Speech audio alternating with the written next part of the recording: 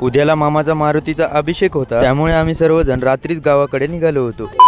तुम्हाला तर माहिती की आज आपल्या चॅलेंजचा तिसरा दिवस आहे। प्रवास रात्रीचा होता, त्यामुळे व्हिडिओ काही जास्त शूट करू शकलो नाही, कारण की झोप खूप येत होती। कसं बसं करून मामाच्या गावी पोहोचलो। सर्वजण म्हणले की पाऊस घेऊन आलो। आम्ही रात्री पोहोचल्यावर जे पाऊस चालू झाला होता डायरेक्ट सकाळीच बंद झाला। आम्हाला पोहोचायला रात्रीचे 12:30 वाजले होते आणि सकाळी अभिषेकचा टाइम 11:30 होता, पण 10 वाजेपर्यंत आपण झोपतच होतो। अंघोळ ते करून मामासोबत मंदिरात पोहोचलो। थोड्याच वेळात अभिषेक चालू होणार होता आणि आमच्यासोबत सुमितचा मित्र म्हणजे की माझ्या भावाचा मित्र यश पण आला होता। अभिषेकला सुरुवात झाली होती। मामाने आणि महाराजाने मारुतीरायाला अंघोळ घालून पूजा करून घेतली होती। हार आणि दस्ती टोपी घातल्यानंतर आरतीला सुरुवात झाली। आरती झाल्यानंतर सर्वांना प्रसाद वाटण्यात आला होता आणि देवासमोर पण प्रसाद ठेवून घेतला होता। नंतर महाराज म्हणाले की मंदिराचे एक चक्कर मारून या। मामाच्या गावी आम्ही नुसता आमचा परिवारच आलो नव्हतो, तर आमच्या सोबत मावशी पण आली होती। आम्ही सर्वजण इकडे मंदिरामध्ये होतो, कारण की मंदिरामध्ये आरती चालू होती।